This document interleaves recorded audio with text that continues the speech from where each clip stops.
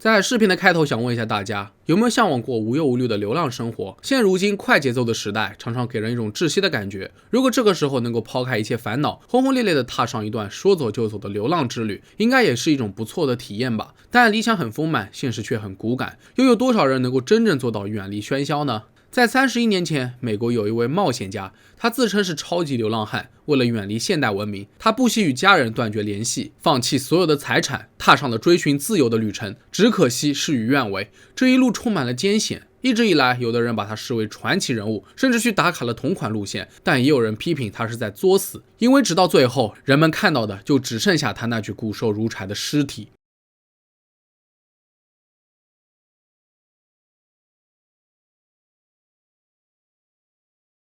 1992年9月6日，一群猎人在美国阿拉斯加州蒂纳里国家公园北部寻找过夜的地方。很快，他们找到了一辆生锈的公交车，在车门上看到这样一张纸条 ：SOS， 我需要你的帮助，我受伤了，非常虚弱，走不出这里，请留下来救救我吧！我正去附近采浆果，晚上就会回来，谢谢你。署名是克里斯托弗·麦坎德利斯，时间为8月。这群猎人随即走上了废弃公交车，扑面而来的是一股刺鼻的腐臭味。他们循着味道在公交车后面发现了一个睡袋，里面似乎有一具尸体。结合门口的纸条，猎人们很快就意识到了什么，于是用无线电通知了警察。到了第二天，根据警方调查，睡袋里面正是这张纸条的作者克里斯托弗的尸体。据推测，死亡时间至少在2个星期前。克里斯托弗就是今天视频的主人公。根据现场遗留下来的日记，我们可以得知，他在该地区逗留了113天，在公交车上居住了2个多月后，决定回到现代文明生活。只可惜返回的路被一条河流挡住。要知道，克里斯托弗在4月份过河的时候还轻而易举，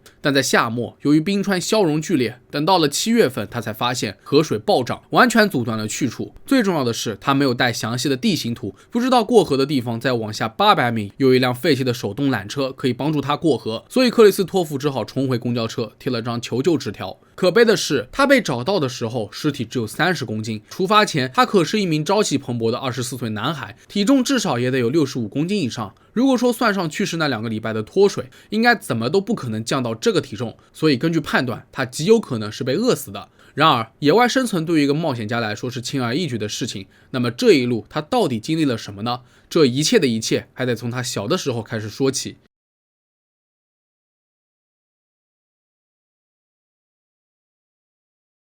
克里斯托弗出生于南加州，父亲是一名航天工程师，被美国国家航空航天局聘为天线专家。母亲曾就职于美国休斯飞机公司，后来夫妇俩一同创业，开了一家咨询公司，事业搞得风生水起。克里斯托弗从小家境殷实，他还是个孩子的时候，全家就搬到了东海岸。在学生时期，他不仅成绩出色，还担任过越野队的队长。据队员回忆，克里斯托弗经常会督促他们把跑步当做一种磨练精神意志的锻炼，认为这样才能拥有对抗世界上所有邪恶仇恨的力量。后来他顺利升入了艾默里大学，在校期间，他经常为校报撰稿，成绩依旧出色。到毕业时，克里斯托弗获得了历史和人类学双学士学位。然而，大学毕业后的他不知怎的就彻底放飞自我了。1990年5月，他把在校期间存的$24,000全部都捐给了慈善机构，决心正式开启流浪生活。当然，这样疯狂的举动并没有得到家里人的支持，但克里斯托弗执意如此。他为了去大自然冒险而放弃了一切，包括与家人的联系。虽然是个富二代，但一直以来克里斯托弗都十分的低调。他自称为超级流浪汉，过着近乎禁欲的生活，所以对他来说，舍弃现代社会的物质与财富并不困难。在他把积蓄捐掉后，就只身驾车前往了亚利桑那州。他清楚这段旅程充满了危险，但只有这样，他才能真正远离现代社会，在大自然当中重获新生。然而在途中，汽车发生了不少问题，除了多次发生故障，他还在米德湖附近遇到了一场山洪，车子直接报废了。再加上克里斯托弗的汽车保险和车牌都过期了，他担心半路会被罚款，严重的话还会被逮捕。所以克里斯托弗拿走了所有随身携带的东西，顺势开始徒步前进。在接下来的日子里面，他一路向西北走去，途中搭过便车，蹭过火车。整个1990年冬天，克里斯托弗和一大帮流浪者一同住在内华达山脉地区的营地里面。1991年初，克里斯托弗继续赶路，他一路搭车到达南达科他州。此时的他没有钱也没有食物，只能暂且找了一份谷物升降机操作员的工作养活自己。过了一段时间，他便辞职继续南下。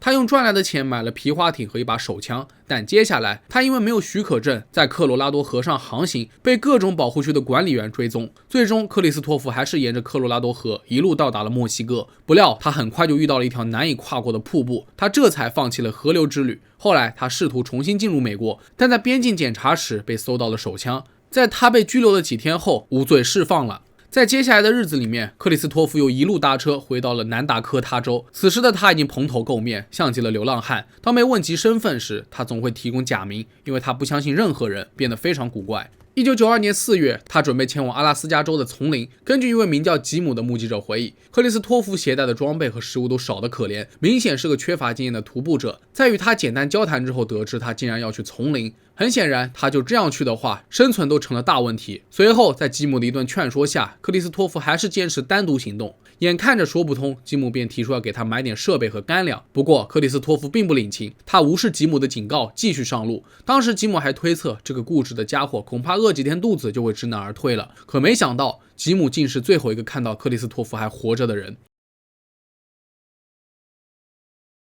就算要挑战自己，大部分户外爱好者也会做好最基础的准备。不过，克里斯托弗只带了 4.5 公斤的大米、几本书和一把枪。是的，你没有听错，他甚至连一张地图都没有带，而且那把枪根本就抵挡不住熊之类的大型野生动物。就这样，他闯入了陌生的荒野之中。最初，他的计划是向西徒步前往白令海，但茂密的灌木丛让他望而生畏。无奈之下，他走上了一条人迹罕至的小路。不过在那里，他发现了一辆废弃的公共汽车。很快，这里便成为了他的营地。克里斯托弗仔细阅读了一本有关于当地植物的书籍，便开始寻找任何可食用的植物。不仅如此，他还尝试猎杀小动物，就比如松鼠、小鸟、野鹅和豪猪。在6月份的时候，克里斯托弗还射杀了一头驼鹿，这是世界上体型最大的一种鹿。只可惜他不懂该如何保存肉类，吃了没几天后，肉就变质了。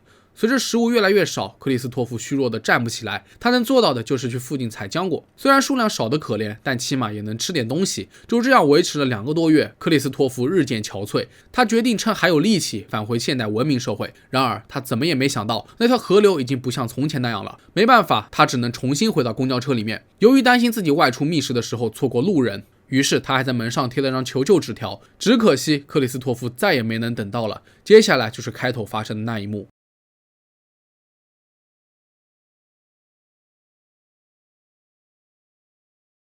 其实一直以来，关于克里斯托弗的死因都饱受争议。有人说他纯粹是饿死的，毕竟尸体被发现的时候，他的体重已经减少了70斤。但也有不少人认为他是在丛林当中误食了有毒物质被毒死的。实际上，第二种说法并不是空穴来风。根据现场遗留下来的日记来看，克里斯托弗从6月24日开始就吃了一种叫做高山紫云英的豆科植物，并把它当成了主食。通常来说，阿拉斯加原住民把这种植物称为野生马铃薯。据说尝起来像是胡萝卜，虽然根部可以生吃，但这种野生马铃薯的种子是不能生吃的，因为它含有一种叫做 L-道氨酸的毒性物质，所以很多人都怀疑克里斯托弗误食了有毒的种子，才会加速他的死亡。其实对于正常人来说，偶尔吃一点这种成分不会产生任何中毒的风险，但不要忘了，当时的克里斯托弗刚刚经历了极限生存，他在不停的徒步打猎，是个营养不良、极度饥饿的人，所以当他摄入这种神经毒素后，无疑放大了他的毒性作用。而此时的克里斯托弗本身就很虚弱了，连站起来都很困难，又连续服用有毒食物后造成恶性循环，所以有人一开始就误以为他是饿成这样的，但实际上这是他中毒之后慢慢瘫痪的表现，最终也只能一动不动的等死。至于那条阻碍他求生的河流，研究表明，克里斯托弗试图穿越的那一天恰逢降雨，导致水位再次上涨。在这种情况之下，没几天的功夫，水位也会迅速消退。换句话说，如果克里斯托弗早去几天，或者干脆晚几天再去一次，他说不定就可以穿越那条河流，踏上归途。但可悲的是，他没有想到这一点，身体条件也正好不允许了。据克里斯托弗的日记当中显示，从第108天到112天，他只画了斜线标记，想来是没有力气写下去了。临终前，他拍了一张照片，他挥舞着纸条，上面写着：“我过着幸福的生活，感谢上帝，再见了，愿上帝保佑所有的人。”让人意外的是，克里斯托弗的表情并不痛苦，他很平静，微笑着拍了这张照片。克里斯托弗的去世让所有人都很诧异。一个成绩优异的大男孩，从小在富裕家庭当中长大，刚毕业就拥有大好前程，为何会想不开要去流浪呢？其实这和他的家庭关系是分不开的。据说克里斯托弗在大学时无意间得知父亲在外面还有一个老婆和孩子，而且他的母亲也知道此事。混乱的家庭关系让他深受打击，或许就是因为这个，他才远离城市，渴求心灵得到治愈。不管怎么说，一切都晚了。自从克里斯托弗去世后，每年都会有来自世界各地的徒步旅行者追随他的流浪路线。事实证明，这条路线很难有人能够成功走出来。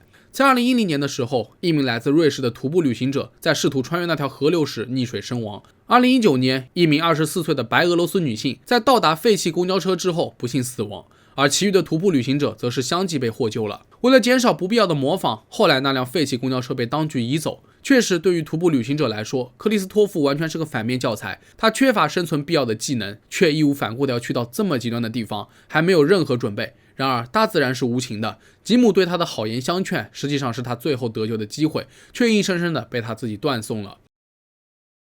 一位过度自信的理想主义者要挑战地球上最恶劣的荒野之一，却特地给自己选了地狱级的难度。说难听一些，这基本上和自杀差不多了。他完全没意识到路上会出现一个又一个的意外状况，他们就像是滚雪球，最后演变成为了致命的灾难。这是一个悲伤的故事，但也足够发人深省。那好了，本期视频到这里就结束了。大家对于克里斯托弗有什么看法，可以在评论区下方留言。如果觉得视频做得还不错的话，也别忘了点赞、收藏和投币。我是正正，咱们下期视频再见吧。